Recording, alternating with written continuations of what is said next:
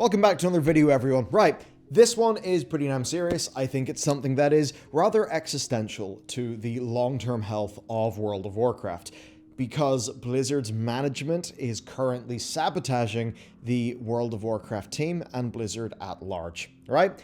I therefore think it's important that the players know what's going on. While we've been having the devs doing a far better job with way more content, of course, there's patch 10.1 on the way, 10.07 is probably not that far away as well, right? We're actually getting a higher patch cadence, the team's getting bigger, but Blizzard are going to lose out to the other companies in terms of getting staff in, and we all know that a game is only as good as the team who makes it.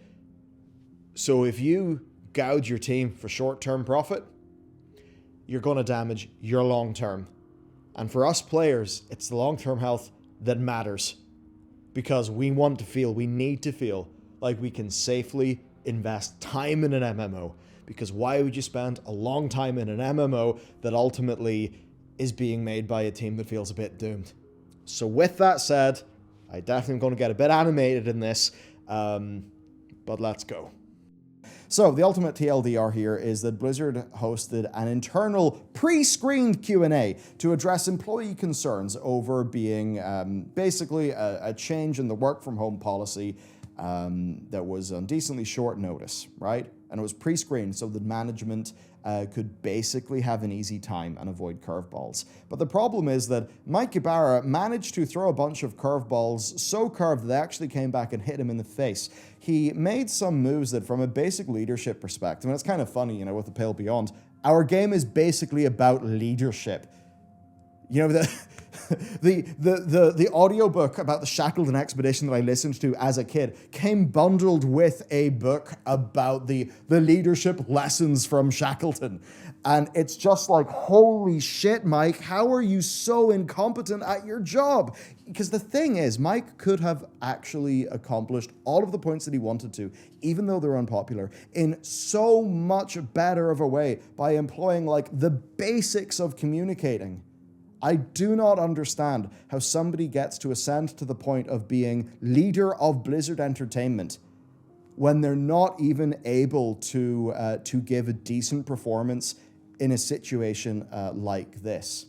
And now this has got to the stage where, number one, loads of people from Blizzard have just landed in my email wanting, and honestly not really like leaking anything because they don't want to hurt their projects, but they're landing in my email saying my whole department is, furious and disheartened, and some of my colleagues are looking for other places to work now, right?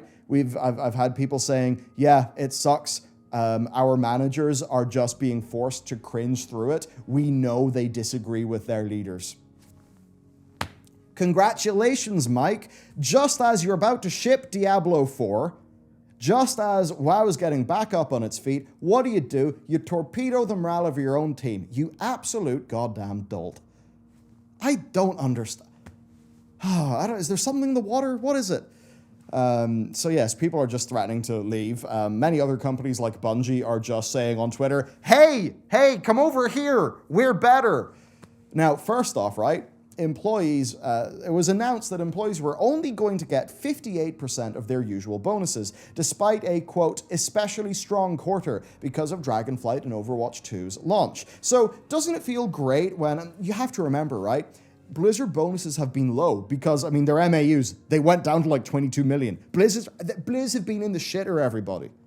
And the way that internally this was like positioned to staff was, don't worry, team, good times are just around the corner. And as soon as they get around the corner, what is it? Oh, it's Mikey Barrett with his knob out taking a piss in your face because your bonus is now 58% of what it was going to be. Again, when this is being treated like a part of your compensation that's being hyped up because, quote, good times are just around the corner. Now, the rationale here was just no money for you. And when Ibarra was apparently pushed in this, he managed to say something to the effect of, if you think we executives are making a lot of money and you aren't, you're living in a myth. Now, Mike, or should I call you Michael? We'll do this one Michael to Michael. You should be fucking ashamed of yourself, you goddamn ignoramus. I mean, you're in the position that you're in. Do you understand how math works? Do you understand how, like, percentages of a principal will equal different numbers if the principal is different? Because everyone in the industry knows that Blizzard employees have been horribly underpaid over the last few years when compared to competitors like Riot. Actually, just recently, I saw, it was like a YouTube short of a guy who worked at Blizzard for like 7 years, right? His dad was the cinematics director at Blizzard for 20 years. And he basically said, yeah, I was being paid 38% of what my role should be in this location.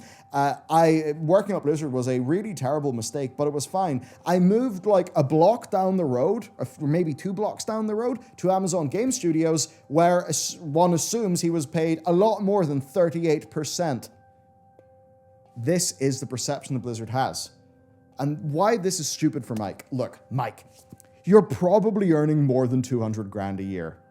Now, the people whose bonuses you're talking about, maybe they're an artist who's earning 60, 70, 85 grand a year. Now, 85 grand a year USD in my hometown would have you absolutely lap of luxury.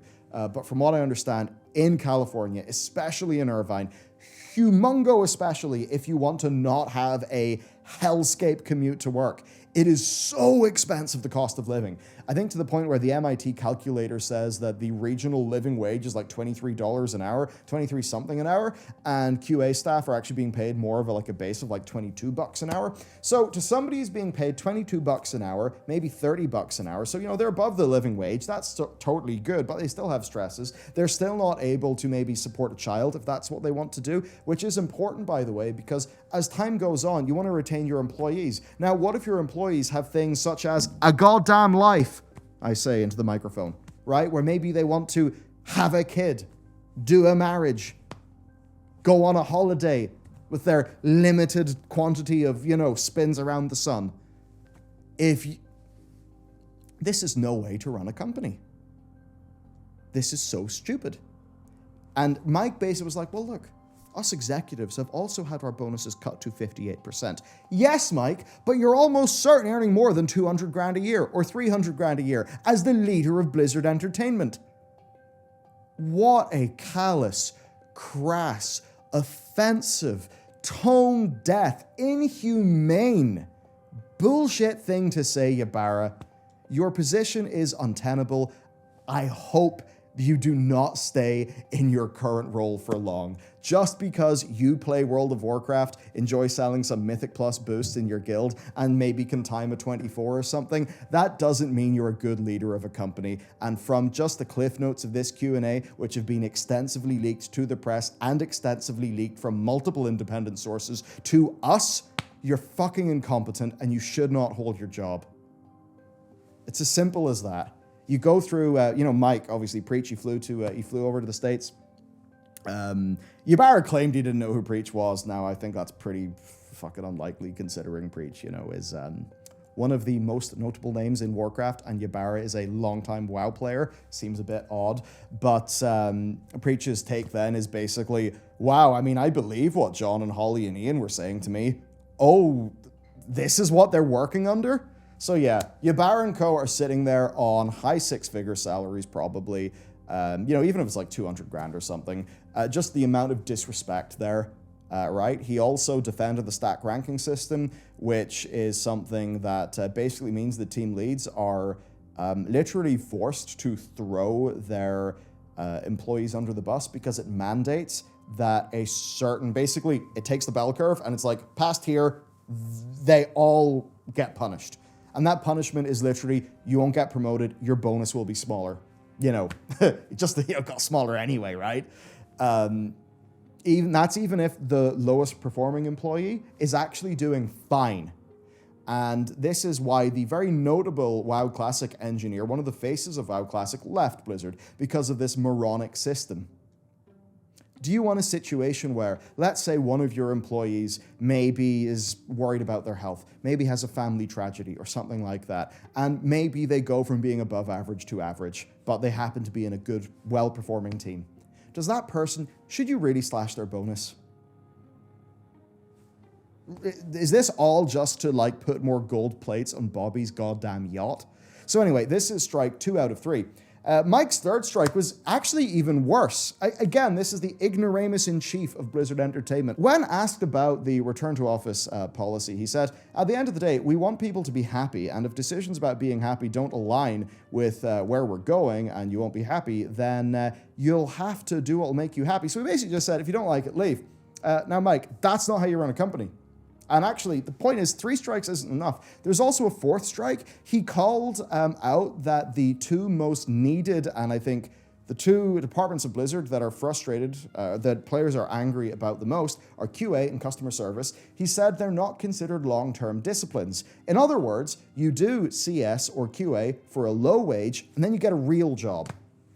Nice one, Ybarra. Is it any wonder why I have customer service and QA people also in my email inbox, as I'm sure every WoW creator does, and just about all of the press?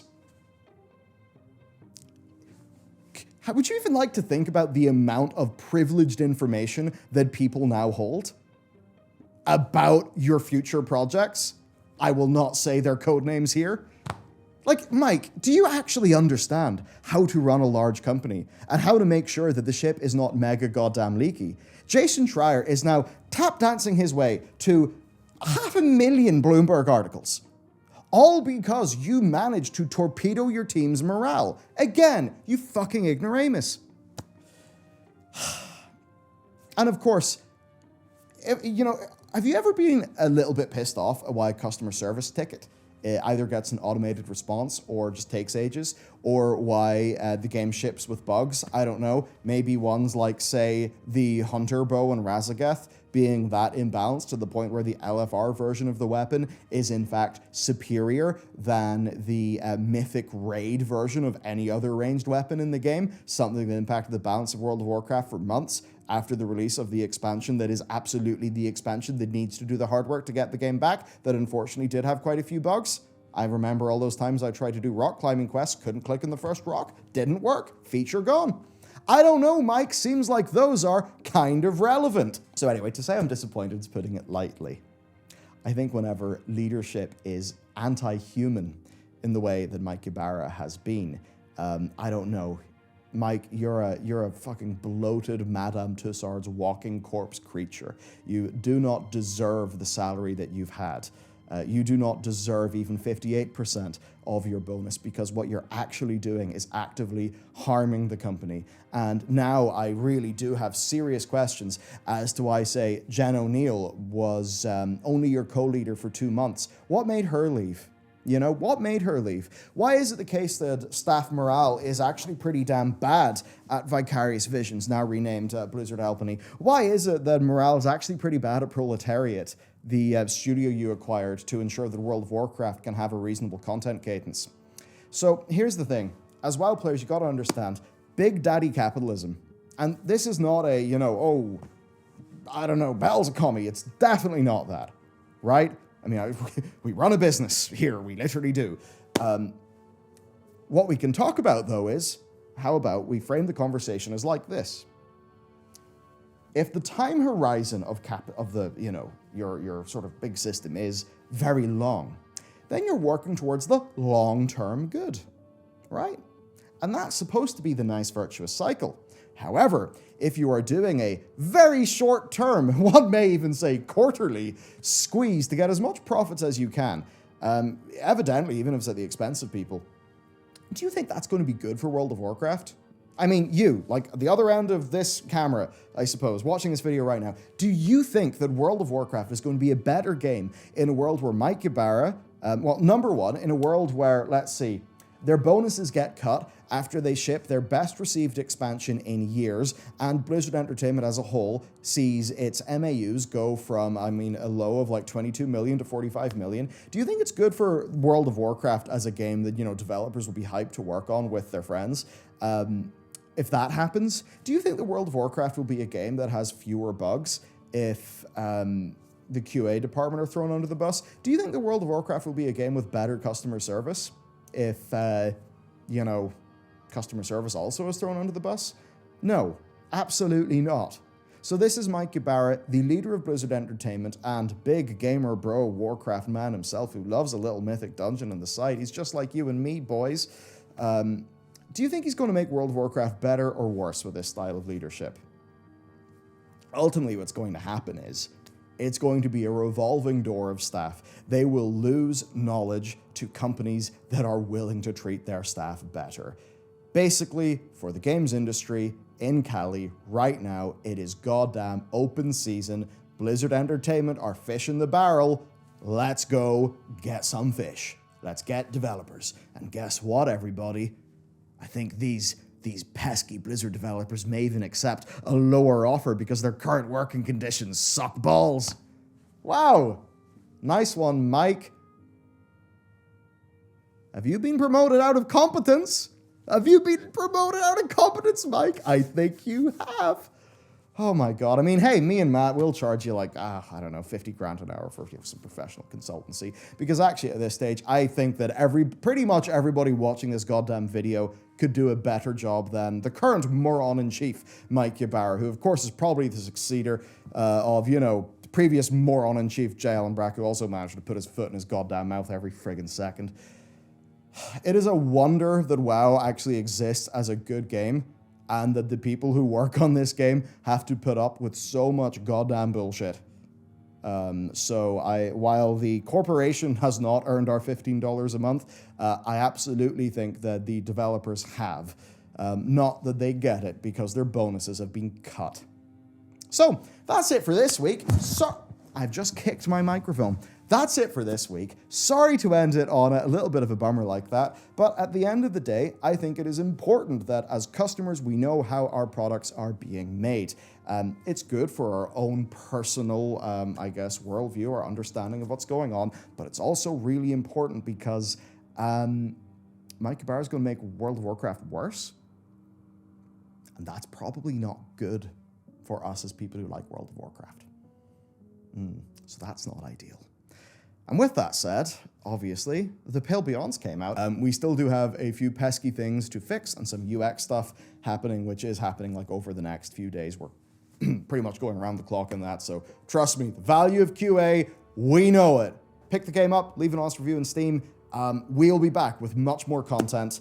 One of the nice things about seemingly the game selling well is maybe we don't have to panic about things as much, and I think if we're not panicked, then we will make better videos, which is very good.